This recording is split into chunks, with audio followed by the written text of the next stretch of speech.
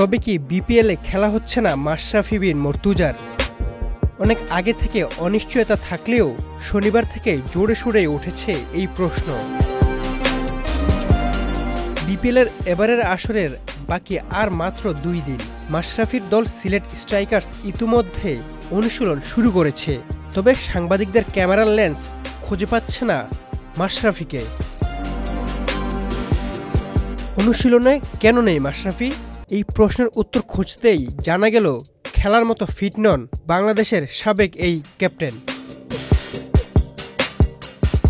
সিলেটের কোচ মাহমুদ ইমন জানিয়েছেন, মাশরাফি এখনও আমাদের স্কোয়াডের অংশ।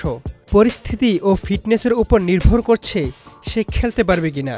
যদি ফিটনেস ভালো থাকে এবং খেলার মতো অবস্থায় থাকে তাহলে অবশ্যই সে মাঠে নামবে। এদিকে মাশরাফির বিকল্প খুঁজতে শুরু করেছে সিলেট কোচ আরও জানিয়েছে, ফিট না হওয়া পর্যন্ত তাকে বিবেচনায় নেওয়া হবে না, তবে আমরা তার জন্য অপেক্ষা করব। যদি নির্দিষ্ট সময়ের মধ্যে সে ফিট না হয় তাহলে বিকল্প খেলোয়াড় নিয়ে আসতে হবে। এটি পুরোপুরি তার সিদ্ধান্ত। মাশরাফি সবশেষ মাঠে নেমেছিলেন এপ্রিলে ঢাকা প্রিমিয়ার লিগে, তবে গত আগস্টে রাজনৈতিক পট পরিবর্তনের পর তার বাড়িতে হামলার ঘটনা ঘটে। এরপর থেকে জনসম্মুখে আসেননি তিনি, তবে অক্টোবরে বিপিএল প্লেয়ার্স ড্রাফট থেকে তাকে দলে ভেড়ায় সিলেট স্ট্রাইকার্স।